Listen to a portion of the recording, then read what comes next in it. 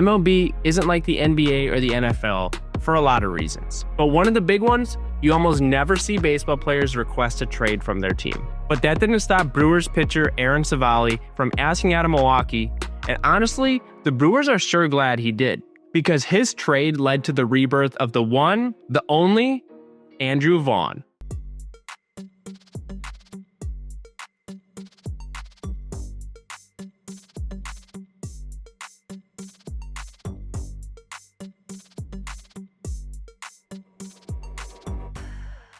Welcome back to Brew City Baseball.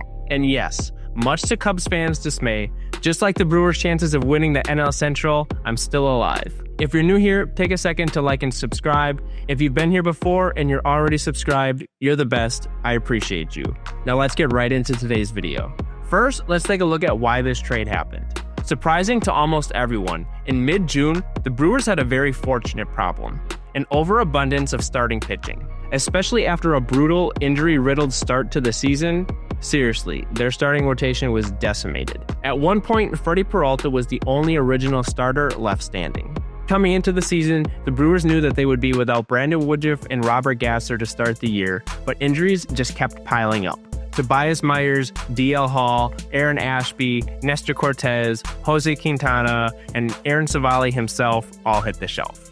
This lack of arms forced the Brewers into an early season under-the-radar trade for Quinn Priester from the Boston Red Sox on April 7th. To help fill this starting rotation, or lack thereof, promotions to the bigs came fast for Chad Patrick, Logan Henderson, and obviously, eventually The Miz. And as guys got healthy, several arms looked like they earned their spot in the rotation. And honestly, if it wasn't for inning limitations and having minor league options, Henderson and Patrick probably deserved a spot in the rotation over Civale.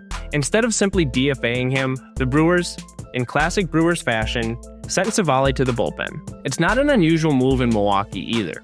We've seen it before with Adrian Hauser, and more recently with Aaron Ashby and DL Hall. The Brewers care about getting outs, not about labels.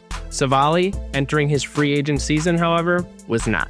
Seeing his banishment to the pen as a form of punishment, Aaron did something that ESPN loves to fantasize about Giannis doing every season: requested a trade out of Milwaukee. The Brewers, true to their team-first mentality, honored this wish. And let's be real, the 4.91 ERA wasn't helping his case.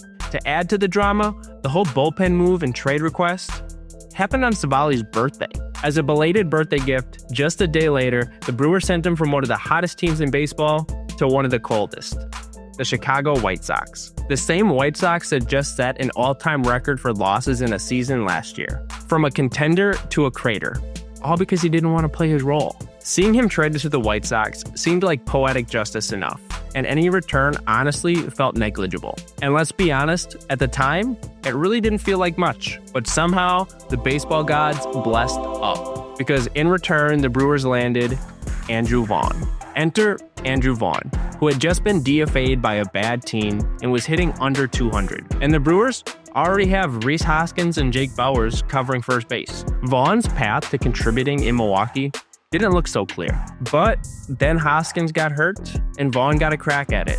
And crack he would. In his very first at-bat with the Brewers in a premier showdown against the LA Dodgers at home, bang! A 3-run bomb to propel the crew to a 5-run inning and a 9-1 win against LA. Quite the first impression. But what about his second impression? How about a matchup against the legendary Clayton Kershaw? No problem for Vaughn, as he comes up clutch with another RBI hit to knot things up at 1 in the 4th inning, and the very next day, how about a pinch hit appearance? Brewers down 2-1 in the 9th, down to their last 2 outs, and off the bench comes Vaughn with an RBI single to tie things up, where the Brewers would win in extras. I get it. New guy, hot start, it happens. What's all the fuss about? Well, Vaughn's start hasn't just been hot, it's been historic. He drove in RBIs in his first 5 games with the Brewers, something no one else in franchise history has ever done. And I know it's not saying much, but his 12 RBIs during that 5-game span was more than Joey Ortiz had in March, April, May, and June combined. Vaughn truly is the gift that keeps giving.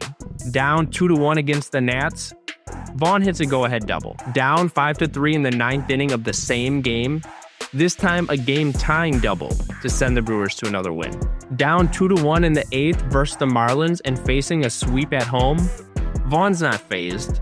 Another game-tying double to set up an extra inning win. A crucial showdown against the Cubs at home in a battle for first place in the NL Central. How about an insurance home run in Game 1?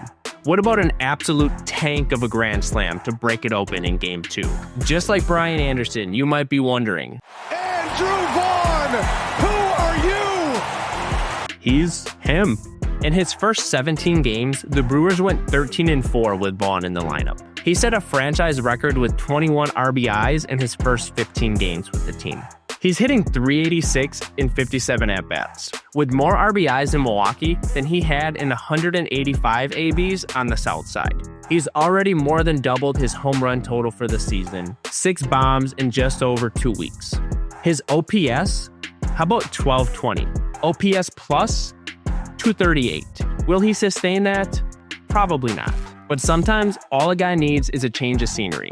And for Vaughn, this might be career-altering. It's likely part of the reason why the Brewers didn't feel the need to go out and get a big bat at the trade deadline. But let's be real. When do they ever? Since the end of May, this team has been on a run and is now the best team in baseball. They win ugly, they win close, they hustle, they play hard, they steal runs wherever they can.